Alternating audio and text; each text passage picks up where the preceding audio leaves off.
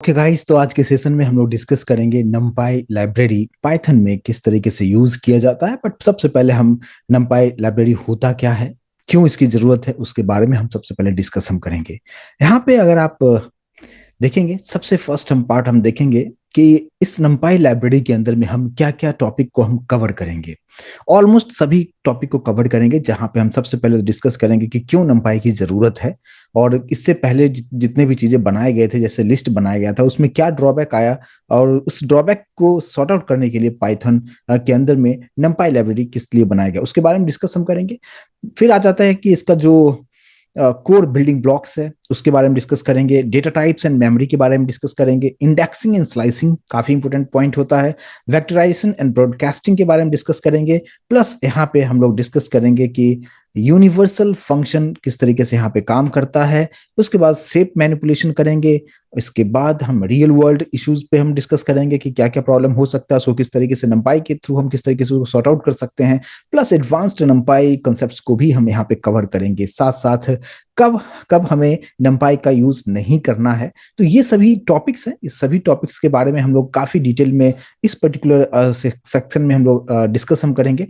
सबसे फर्स्ट यहाँ पे आते हैं कि numpy की जरूरत हमें क्यों पड़ी, क्योंकि द व्हाई मैटर्स, राइट। सबसे फर्स्ट देखिए, रियल वर्ल्ड प्रॉब्लम में एक्चुअली क्या सब था अभी तक जो चल रहा था।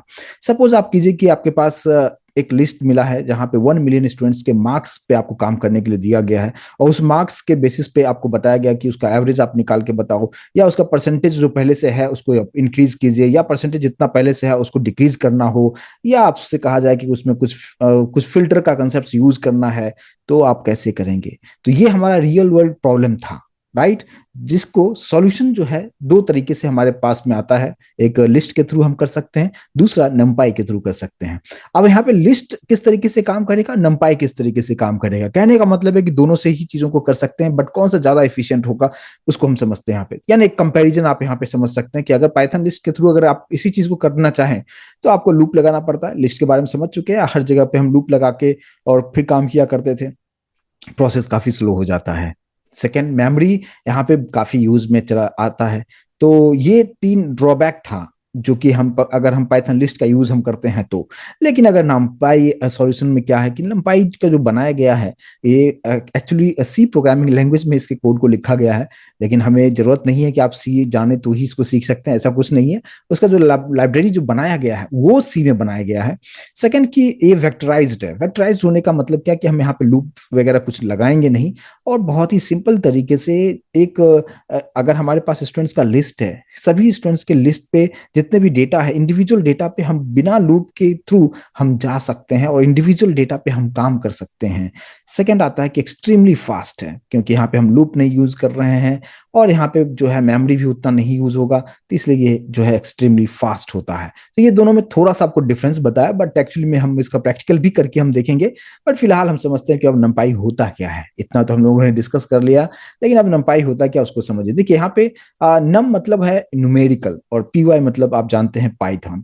तो मेनली जो जो इसको बनाया गया, numpy लाइब्रेरी को बनाया गया न्यूमेरिकल वैल्यूज पे हमें काम करने के लिए इसको बनाया गया था।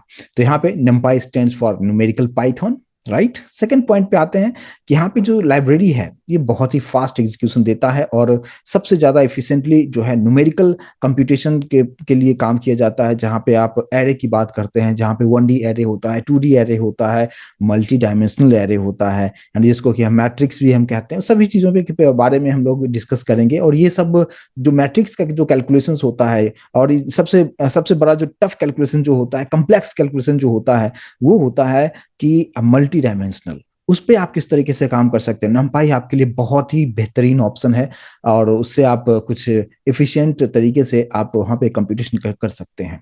नेक्स्ट पार्ट आता है, ये ओपन सोर्स पाइथन लाइब्रेरी है, तो आप डायरेक्टली आप यूज आप कर सकते हैं, कुछ पे करने की बात नहीं है।